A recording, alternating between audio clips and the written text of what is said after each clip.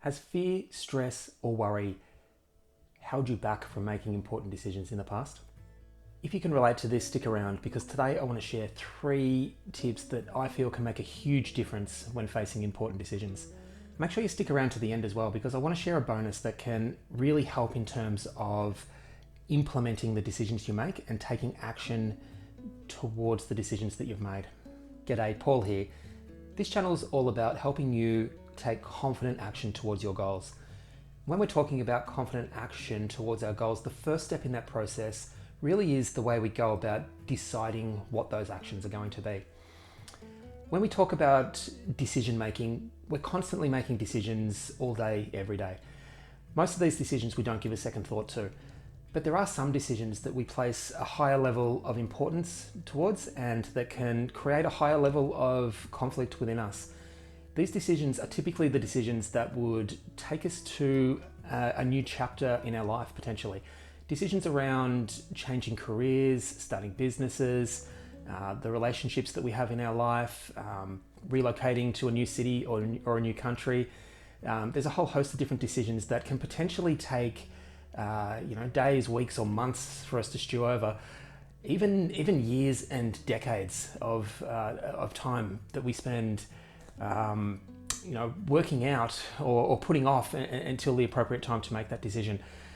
Today I want to share 3 key elements that I believe can help us in terms of making these decisions and to enable us to confidently move forward without experiencing any regret about the decisions we've made. The first thing that you want to do in terms of becoming a confident decision maker is to get clarity on what ultimate success looks like. If you don't know the direction that you're heading towards, or if you don't know what you're heading towards, it's going to be really difficult to make decisions in line with where you want to go on a day-to-day basis. I would recommend picking a point in time into the future. Maybe pick 2 years. Imagine yourself being at that point and imagining the success that you've achieved over that period of time. Think about the things that you have achieved. Think about the things that you have been able to improve and grow and experience, and think about all the different areas of life. Think about where you are in terms of your career, where you are in terms of your health and fitness, where you are in terms of your relationships, where you're living geographically. Have you moved? Have you had an opportunity to explore the world, for example? The things that are most important to you. What are you experiencing at that particular point in time? Now, we don't want to overthink this. We want to get the balance right. It really is, the purpose of this, I guess, is to really help be the target that we're going to aim the day-to-day decisions towards. It can be really a powerful tool to have this crystal clear vision of where it is that you want to get to in the future, and then to be able to reference the things that you're doing on a day-to-day basis against that.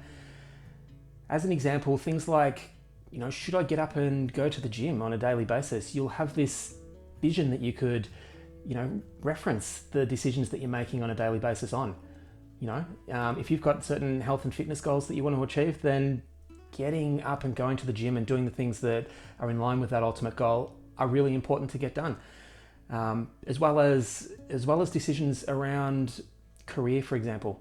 If you've got certain career goals that you're trying to work towards, putting some time and effort into this exercise can really help to give you that sounding board, I guess, that you can reference against and question yourself. Have I been here too long? Is it time for a change? Am I ready to embark on something else that's going to take me closer towards my goals? So first point, I guess, is to become crystal clear, or become as clear as you can on what success looks like for you. Once we've gained clarity on the ultimate goal, the next thing we want to do is to give ourselves permission to start taking action towards those goals as soon as possible. Even when we can't be sure what the results of those actions that we're going to take are going to be. I think this is huge. Thinking, you've probably spent far too much time, if you're anything like me, spent far too much time thinking about what success might look like. But getting started is so important. I think, just finding that first step that is just enough outside the comfort zone that, freaks you out a little bit, I guess, but, you can find a way to commit yourself to doing it. I think that is an awesome place to start. Let yourself be the beginner at this as well, because, when we're taking these actions towards our dreams and goals and, living to our ultimate potential, it predominantly means we're going to be trying new things. We're going to be doing things that we have never done before. So give yourself permission to be the beginner. Give yourself permission to just try stuff and see what happens, and to mess things up, and to basically go back to like it was when you were learning to ride a bike all those years ago. You fall off 100 times before you finally get that balance right and can start to ride it on your own. So it's about finding that first step that's just enough outside the comfort zone that it's a perfect mix of scaring the crap out of you, I guess, and the excitement of taking those first steps towards that goal. But I would really encourage you to take that action of identifying what that very first step is going to be, and to take it as soon as possible. So we've clarified what the ultimate goal is. We've committed to starting to take action towards those goals, even if they're small steps, to learn by doing, to learn by falling off. We've made those decisions to do that. The third and final thing that I want to highlight today is just to think broadly about the possibilities that are out there. I think another thing that holds us back is thinking that there's only two options. There's only the option between doing this or doing this. And, I think realizing that there is so much grey in between the black and white can be a huge distinction to make, and it can almost empower us to see the world of different opportunities that may be out there.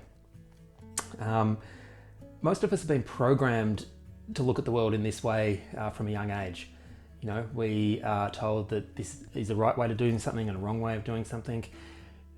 We're told that we can either, stay in this job or go and start a business over here.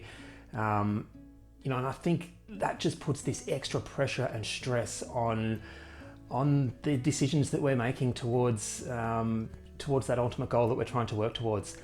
I think, when we've got this ultimate goal that we want to work towards, it isn't just one decision. There are hundreds, if not thousands, of decisions that you're going to make along that path and along that journey towards getting to where you want to be. And right now, you just want to get started.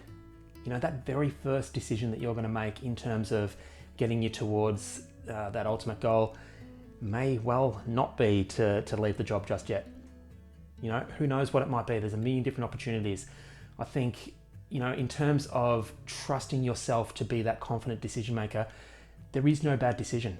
It really is about just identifying what that next decision is going to be, committing yourself to taking the action, doing the thing, and then learning from the results. And I think that is huge. Really, the only bad decision in all of this is continuing to do the same thing that hasn't worked for you.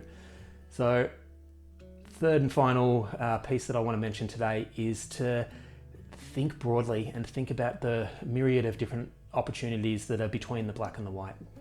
So they're the three steps that I truly believe can really help you to make confident decisions that you trust and that you won't regret.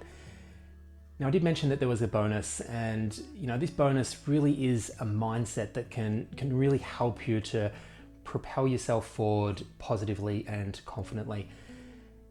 And this is something that I notice in my coaching practice, and I've noticed it within myself as well.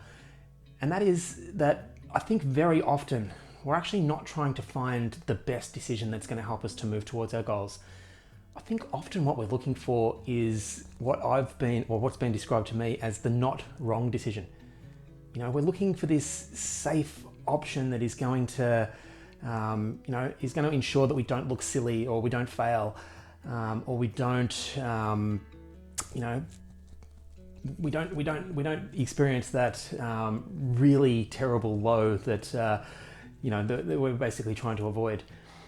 I think the problem with this is that if we follow that mentality, we can only ever really achieve average, you know? And I think if you go back to step one and setting that ultimate goal, if that's really where we're wanting to get towards, I think we really need to start thinking in terms of, you know, what is the best action for me to do? What's the best decision for me to take right now that's going to take me a step closer towards that goal?